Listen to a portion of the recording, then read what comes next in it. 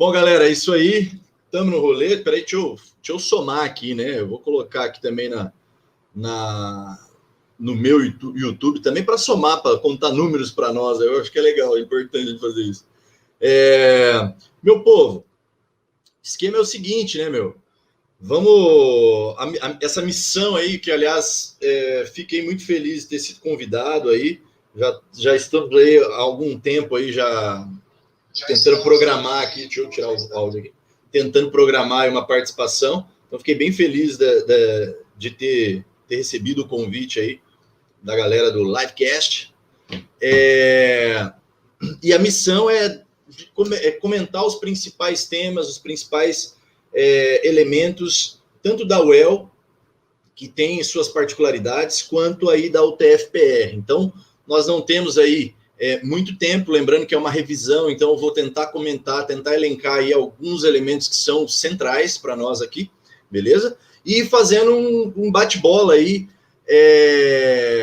um bate-bola entre as duas áreas, beleza? Tranquilo? Ou as duas áreas, as duas universidades. Então, tanto a UFPR quanto a UEL. Firmeza? Bom, meu povo, e aí, se vocês tiverem alguma dúvida, algum elemento, algum questionamento, por favor, se o som também não estiver legal, por favor, manda para mim aí, que daí a galera aí vai ajeitando, vai dando o seu jeito, porque se der algum problema eu não consigo arrumar, beleza?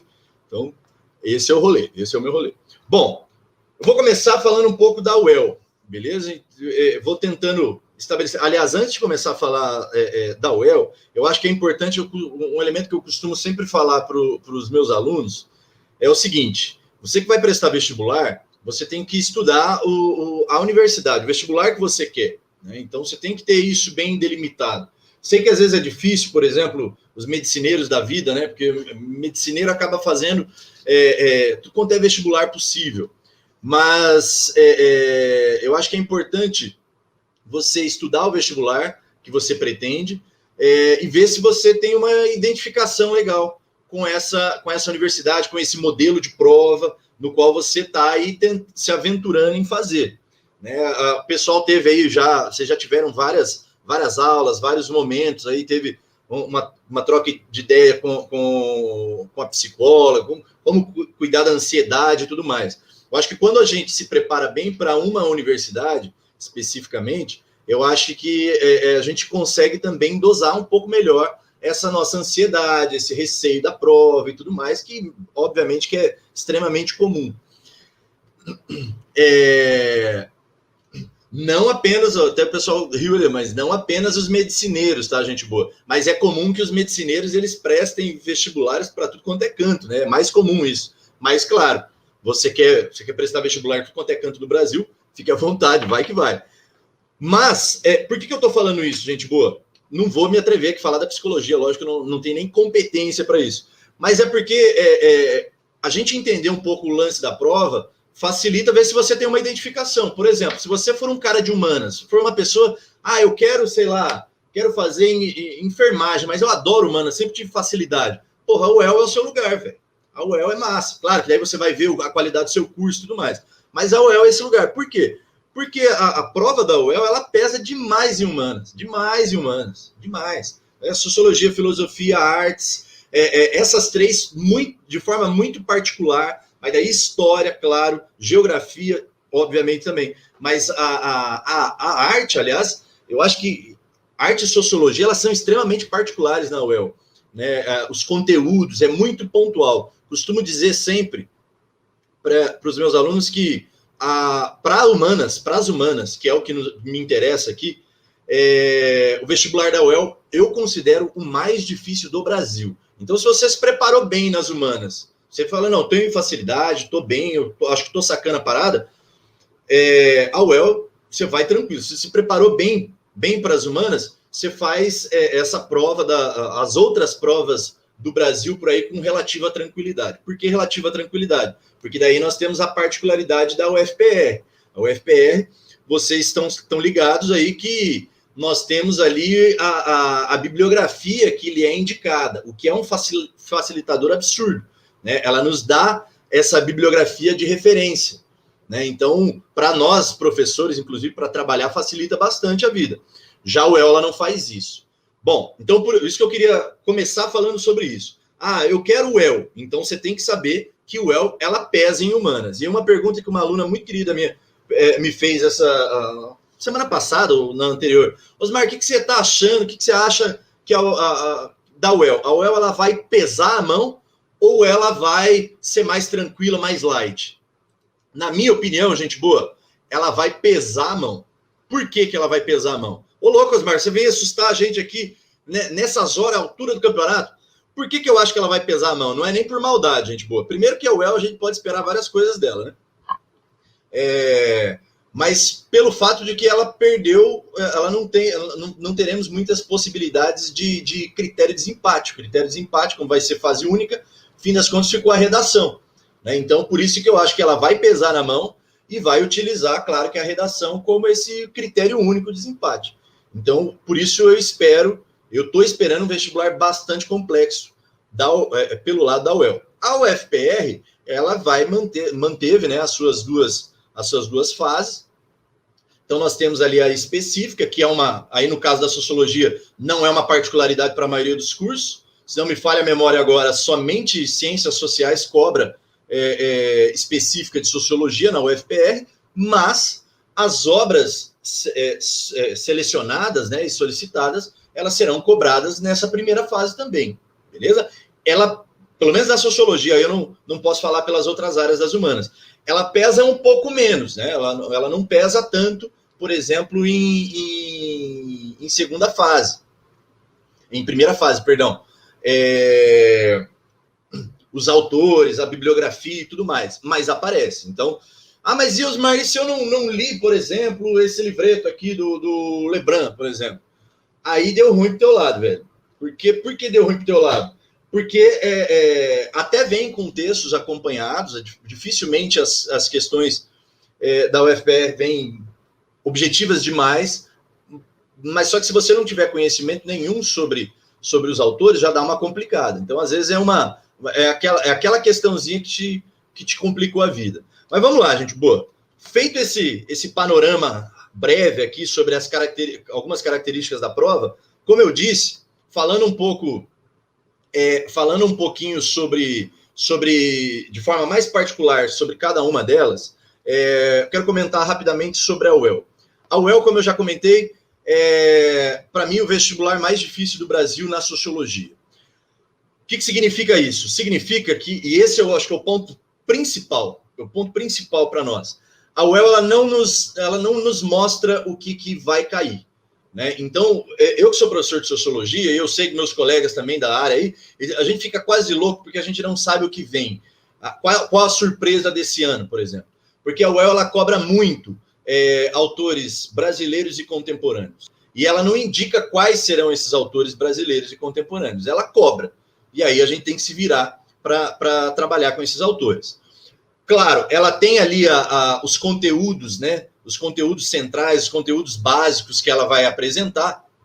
Claro, como qualquer universidade. Eu selecionei alguns aqui que eu quero comentar com vocês, que são muito comuns e que estão praticamente todos os anos aparecem de forma pesada, pesada assim em quantidade, né? Quero dizer, não necessariamente em dificuldade, tá? Mas, por exemplo, estratificação e mobilidade. Essas são questões que estão o tempo todo na UEL, elas estão sempre presentes nos vestibulares da UEL. Daí, o que é importante? Você lembrar conceito, né? Eu gosto do seguinte, se você lembra conceito, você também consegue argumentar melhor em redação. Não, na minha opinião, e aí desculpa os caras das biológicas, das exatas, mas na minha opinião, dificilmente nós encontraremos argumentos melhores para você utilizar em redação do que as ciências humanas, né? Você vai falar de queimadas, você usa a galera da geografia, claro que dá para usar a biologia também, mas a filosofia, a sociologia, as artes, você tem muito a história, você tem muito argumento, a geopolítica, muito argumento legal. Então, se você tiver um certo domínio, um certo conhecimento sobre os conceitos que são básicos, são basilares para cada eixo temático, já te ajuda bem na vida, né? Então, estratificação e mobilidade. O que é estratificação? Lembra lá, é a organização da sociedade em camadas, né? É um mecanismo, é uma ferramenta das formas de organização social, ou melhor dizendo, das chamadas sociedades complexas, que trabalha num processo de organização social ou estrutura a vida social, criando mecanismos de diferenciação. Nós temos algumas das sociedades estratificadas, que são as chamadas sociedades complexas. A sociedade de castas, a sociedade estamental, as sociedades escravistas, que aí existem alguns questionamentos, algumas discussões dentro da tradição sociológica, se é ou não é, e a sociedade de classes. Cada um desses modelos de estratificação, nós temos ali, vão criar mecanismos de diferença social. Vamos pegar a sociedade de classes.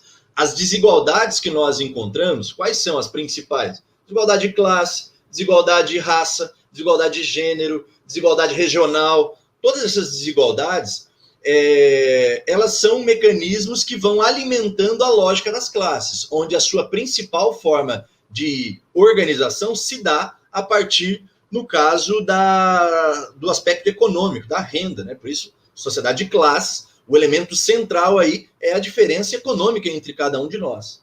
Beleza? Aí, mobilidade. Mobilidade, gente boa, que são temas que estão sempre... dificilmente a gente vai conseguir separar, por exemplo, né? Estratificação e mobilidade, mas dentro dessa lógica, a mobilidade ela seria a possibilidade que você tem de transitar dentro desses modelos de estratificação. Então, nós temos ali a castas como modelo fechado, nós temos a estamental como modelo semi-fechado e a classe como aberta. Os três principais modelinhos aí. Por que aberto? Porque na sociedade de classe você pode ficar rico, pode ficar pobre, pode ficar rico, pode ficar pobre. Lembra lá do João Grilo no Auto da Compadecida, né? Fica rico, fica pobre, fica rico, fica pobre. Mais ou menos assim. Se você não assistiu esse filme, assista, pelo amor de Deus. Enfim, gente boa. Então, destacaria aí a estratificação como um tema central, um tema importante que aparece com frequência na UEL, frequência, sempre. Quem são os principais caras que vão aparecer aí nessa discussão de classe? Obviamente, Karl Marx. E, obviamente, no contexto das estratificações, Max Weber. Max Weber vai ser a principal referência para falar sobre estratificação social. É um dos eixos centrais do autor. Né? Eu gosto de dividir Weber em 4 etapas. A parte metodológica, a parte de estratificação social, a parte... a teoria política e a teoria da modernidade. Eu divido ele sempre em 4 momentos, beleza? Então, ele é o principal referencial para falar sobre estratificação social. Mas se abordarmos as questões de classe, né, classes sociais, geralmente Marx é mais presente. Então, são 2 autores de referência que vão aparecer para nós aí. E eu afirmo, gente, com certeza, 2 questões sobre estratificação social estará ali na prova da UEL. Difícil, eu não lembro de um ano que não tenha caído nenhuma. Desigualdades sociais, a UEL gosta muito disso. Ela sai da estratificação social e ela entra no campo das desigualdades e imediatamente ela já corre para os movimentos sociais. São temas presentes, constantemente presentes na UEL. A UEL gosta disso. Quem que eu vou usar como desigualdades? Por desigualdade, bicho, você pode entrar tanto os clássicos. Então, se eu fosse... Você não estudou nada. Você que está aí vendo... eu não estudei nada, Osmar. Me dá uma luz. Estude os 3 clássicos. Mas e conte? Se você tiver esse tempo, estuda também. Mas estude os 3 clássicos. Porque você vai garantir algumas questões aí para você. Não tem como errar. Beleza? Marx, Durkheim e Weber. Beleza? E eles podem aparecer nesses 3 elementos. Eu tenho um tempinho a mais. Você não tem, né? A gente tem pouco tempo aí para... Mas imagina que você conseguiu. Estudei os 3. E agora? Estuda os 3 autores da sociologia brasileira, os 3 da geração de 1930, Gilberto Freire, Caio Prado e Sérgio Buarque de Holanda, e mais Florestan Fernandes. A chance de você se dar bem com esses 4 autores é muito grande. É exato, Osmar? Lógico que não, é o UEL. Estou falando de UEL aqui, né, meu? Vamos devagar, né? Sem pressão para o meu lado. Mas a chance de você se dar bem é muito grande. Por quê? Porque a UEL já faz muito tempo que ela vem cobrando esses caras da sociologia brasileira, por exemplo. Beleza? Então, e principalmente esses 4 caras. Então, hoje eu diria que esses 4 camaradas da brasileira, eles já são figurinhas carimbadas dos vestibulares da UEL. Você tem que saber sobre esses caras, pelo menos eles. Mas e os outros? Já teve ano que caiu Antônio Cândido, já caiu Raimundo Faoro, já caiu... Pô, mas daí, né, velho, se a gente for pensar em todo mundo que pode cair aqui na sociologia brasileira, é muita gente, beleza? Então, o que eu quero dizer com isso? Por exemplo, dá para cair uma questão sobre desigualdades sociais com sociologia brasileira? Porra, Florestan Fernandes, Darcy Ribeiro, Otaviani, podem aparecer. Então, se você tá no apuro, 4 caras, geração de 1930, que são os 3 porquinhos ali da sociologia brasileira, mais Florestan Fernandes. Questões raciais, questões no campo da educação, Florestan Fernandes aparece sempre, pode aparecer, né, com relativa importância, enfim, então você já vai garantindo alguma coisa aí. Agora, além desses caras, nós temos uma penca de gente que pode aparecer, por exemplo, da sociologia contemporânea. E aí o leque abre na UEL, né? Esse é o ponto que mais dá dor de cabeça para nós professores. Eu costumo sempre falar o seguinte, gente, boa. Quando eu comecei a dar aula, eu dava ali 2, 3 autores porque eu gostava dos caras. Não é porque era uma exigência. Hoje, sem brincadeira, eu devo passar de 15 autores, pelo menos, da sociologia contemporânea. Né? Então, quais são os principais aí? Os caras que você tem que ter pelo menos ouvido falar, para ter uma ideia. Pierre Bourdieu, Zygmunt Bauman, Norbert Elias, Charles White Mills, que está dançando faz tempo, ele já teve em segunda fase, ele não teve ainda uma questão pura dele, ainda em primeira fase, só da teoria do cara. Quem mais aqui que eu falei? A Butler já apareceu em outras provas por aí, né? A própria UFPR já cobrou, mas pode aparecer a Judith Butler, né, com essas relações. Fernando Henrique Cardoso pode aparecer, o Johnny me perguntou aqui, pode. O pessoal às vezes esquece Fernando Henrique Cardoso, hein, gente boa? Fica atento com ele. Mas ele pode aparecer sim. Vai trabalhar com a teoria da dependência, por exemplo, né, junto com o Rui Mauro Marini. Falta um cara aqui que eu estou esquecendo o nome dele. Que são alguns caras aí que... Bom, ele era orientando do Florestan Fernandes, né? Então, ele tem ótimas produções, né? Caso seja um sociólogo que não saiba nada da teoria, o El coloca texto para ajudar um pouco. Geralmente ela vem, Mariana, geralmente a UEL ela coloca sempre um texto, às vezes uma imagem somada a um texto, mas o detalhe é o seguinte, Mário, vou te chamar de Mário, o detalhe da UEL é o seguinte, se for uma questão sobre a teoria desse autor, aí já complica o seu lado. Por mais que você tenha um texto para lhe auxiliar, se você não conhecer nada da teoria dele, aí já dificulta um pouco. Né? Vou pegar um exemplo aqui. Imaginar ali o Anthony Giddens, que eu não falei, mas também é um dos importantes. Anthony Giddens sobre a teoria da terceira via do autor. Pô, você nunca ouviu falar nessa parte do autor. Aí você lê um livro, lê um textinho ali, está falando sobre questões políticas, não sei o quê, sobre diferença entre os problemas dos socialismos e dos capitalismos e tal, não sei o quê. E aí tá, aí sobre a terceira via. Se você não sabe o que já te complicou, entendeu? Agora, se é uma questão, e isso já apareceu do Giddens, do próprio Giddens, uma questão sobre movimentos sociais, por exemplo, que não é a teoria central desse autor. Né? Ele tem na sua obra ali uma unidade para cada linha principal da sociologia, mas não é a linha de estudo desse autor de forma mais pontual, mais específica. Então, daí, se você entender sobre movimentos sociais e lendo o texto, aí você mata a questão, beleza? Se você entender sobre as principais características, os principais aspectos, beleza? Então, isso pode acontecer sim. Seria possível disponibilizar uma lista dos principais sociólogos? Eu vou passar para a equipe aí do Livecast, beleza?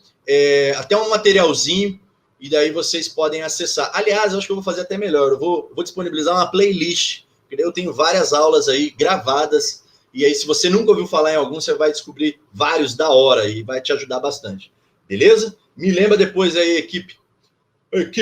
Ó. Desigualdade, movimentos sociais, conforme eu já comentei. E aí os principais autores contemporâneos, né, conforme eu comentei com vocês também, o Giddens, apontaria o Charles White Mills, Norbert Elias, Bauman e Pierre Bourdieu. Acho que essas são os principais. Pode aparecer alguém que, Pô, nunca vi na vida, Osmar? Pode, claro que pode. A UEL é por isso que a gente chama ela de cruel, beleza? Porque ela ela passa aquele rapa na gente. Erving Goffman também é um cara que eu gostaria particularmente que caísse. Bom, meu povo, falei acho que muito sobre a UEL já, eu tenho pouco tempo aqui, então eu queria comentar, se vocês tiverem mais alguma dúvida, gente boa, sobre a UEL, fica à vontade, manda para nós aí, demorou? E aí eu vou comentando aí, o pessoal me avisa quando acabar meu tempo, tá? Não deixa eu aqui que eu embalo. Bom, a UFPR, gente boa, ela tem essa questão que é muito particular sobre essa questão muito particular do seu conteúdo programático, né? Aquilo que vai cair, que é a disponibilização da bibliografia. Disponibilizar a bibliografia é apenas uma referência para os caras. Não significa que tudo que vai cair está ali naqueles livros, tá, gente boa? Até porque nós temos ali a obra do Giddens, que é um livro didático. Então, não é um livro de teoria do Giddens, beleza? É um livro didático. Livros didáticos, gente boa, os caras vão trabalhar todas as principais linhas temáticas da sociologia, né? Então, o cara não é especialista em tudo aquilo, é impossível, humanamente impossível, né? Então, um ponto que não é, por exemplo, especialidade do Giddens é gênero, questões relacionadas a gênero, por exemplo. Ele trabalha muito bem com isso, óbvio, é um baita, um dos grandes, mas não é a particularidade dele. O livro da O'Donnell também é um livro didático, e do Afrânio Silva também, Sociologia em Movimento. Então, são 3 livros que são didáticos. Então, vai cair questões pontuais. Nossa, mas eu nunca ouvi falar no Afrânio Silva. Beleza. Não vai cair a teoria dele. É aquilo que ele trouxe no livro didático. Então, o que ele trouxe? Trouxe movimentos sociais, indivíduo e sociedade, trabalho, né, relações sociais, enfim, a estratificação, desigualdade, os principais eixos temáticos da sociologia. Da O'Donnell também a mesma coisa. O do Giddens é a mesma coisa, beleza? Aí nós temos 2 particularidades, que é a obra do Laraia, Cultura, um conceito antropológico, e do Gerhard Lebrun, O que é poder. Aí nós temos 2 particularidades, e que daí eles, de fato, irão aparecer questões sobre esta obra. Então, mas eu não li a obra, Osmar, como é que eu faço? Aí, bichão, esse livro do Lebrun, O que é Poder, eu posso te indicar que você ache na internet. Ele é fininho, você lê que não tapa. É curtinho de tudo. O do Laraia já é mais paguá, né, velho? Aí já é mais complicado. Roque Laraia. Mas o Laraia, o interessante é o seguinte, se você se lembra das teorias antropológicas, as correntes antropológicas, eu estou falando do Bronislaw Malinowski, aliás, na ordem aqui, estou falando do Tyler, né, com evolucionismo, eu estou falando do particularismo ou culturalismo do Franz Boas, eu estou falando dos padrões antropológicos do Kroeber, da Margaret Mead e da Ruth Bennett, eu estou falando do Malinowski com o funcionalismo, junto com Halleckif Brown, enfim, tem uma galera, o estruturalismo do Lévi-Strauss, essas são as principais linhas antropológicas, são os principais pensadores, as principais correntes da antropologia. Nessa obra, o Laraia ele vai esmiuçar, ele vai analisar todos esses caras, ou os principais do campo da antropologia, e aí ele vai desenvolvendo uma perspectiva própria, né? Ou seja, como opera a cultura, como é que a cultura ela opera em cada um de nós. Nós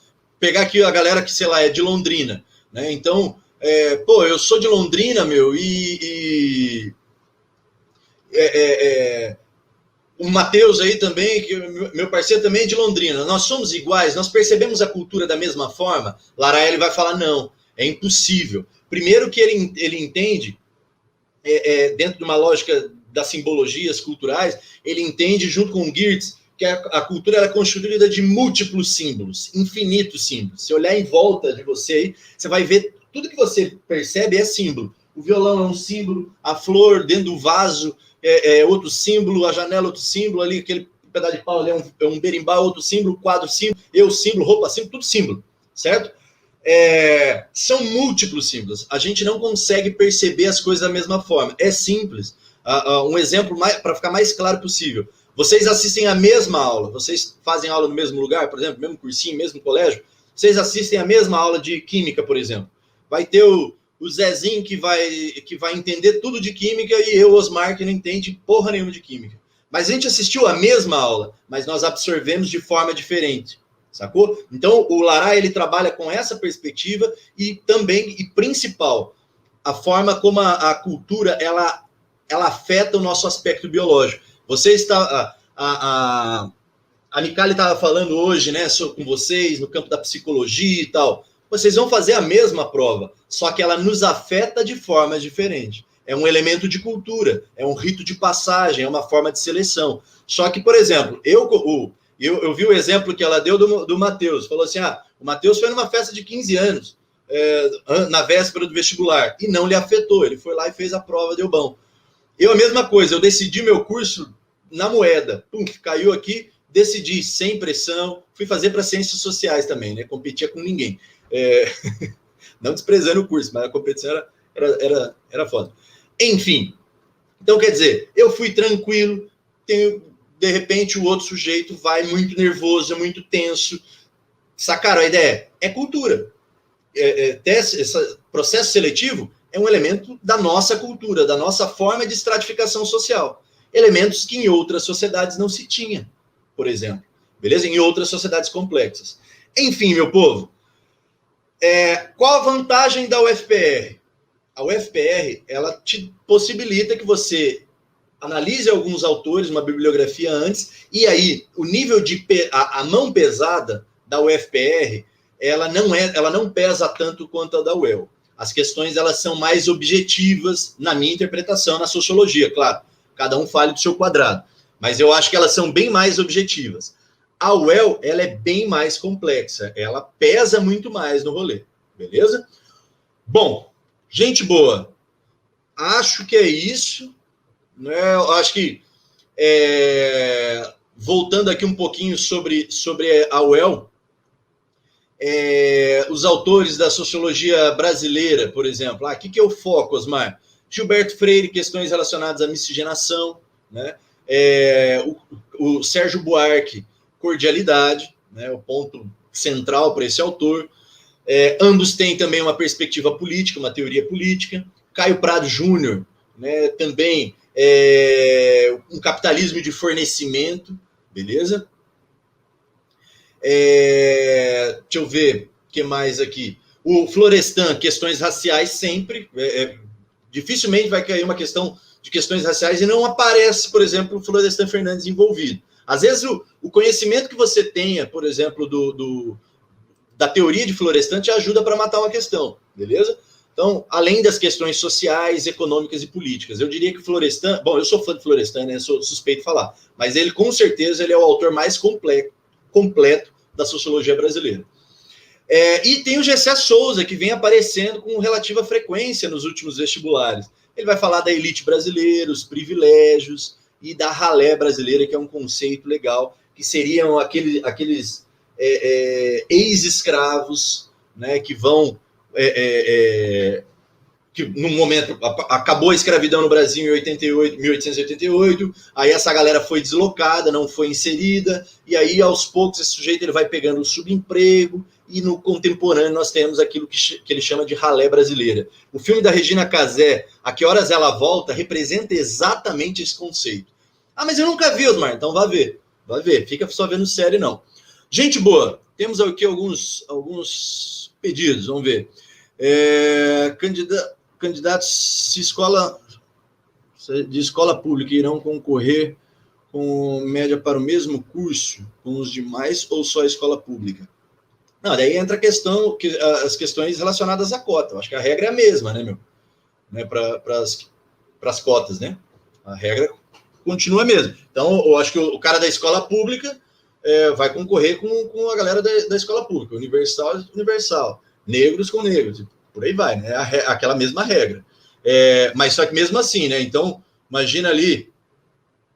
A Esther respondeu, né? Obrigado, Esther, você é muito parceiro.